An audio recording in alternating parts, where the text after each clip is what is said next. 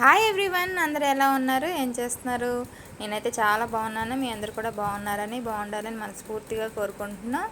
Welcome back to my channel Sunita's world. ఇవాళ అయితే చిన్న హార్వెస్ట్ ఉంది గార్డెన్లో, సో మీకు అది షేర్ చేద్దామని చూపిస్తున్నానండి. ఇది దోసకాయ అసలు ఎప్పుడు వచ్చింది, అలా ఎప్పుడు పెరిగిందో కూడా నాకు తెలీదు.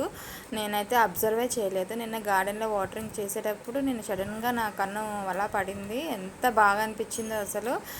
నేను ఎప్పుడు కూడా మొక్కలు ఎక్కడ పెంచలేదండి చిన్నప్పటి నుంచి. సో నేను చిన్న గార్డెన్ వేసుకున్నాను నా టెర్రస్ మీద. ఇంతకుముందు కూడా కాకరకాయలది ఆనపకాయ వచ్చింది, కానీ అసలు అవి చూస్తూ ఉంటే అలాగూ నాకు చాలా హ్యాపీ అనిపిస్తుందండి. నేను పెట్టిన మొక్కైనా ఇలాగూ పెరిగి ఇలా కాయలు ఇస్తుందని ఎంతో హ్యాపీ అనిపిస్తుంది.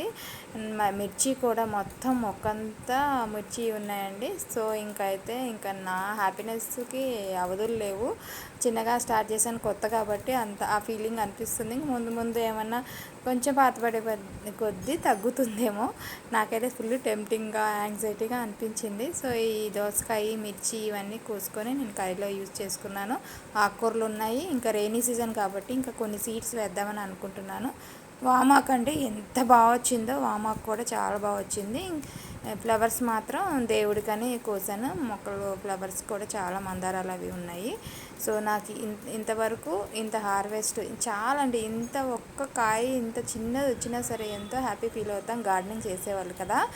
సో నేను ఇంకా మొక్కలు పెట్టడానికి పెంచడానికి ట్రై చేస్తాను. మీ సపోర్ట్ ఇలాగే నాకు ఉండాలని మనస్ఫూర్తిగా కోరుకుంటున్నాను. Thank you.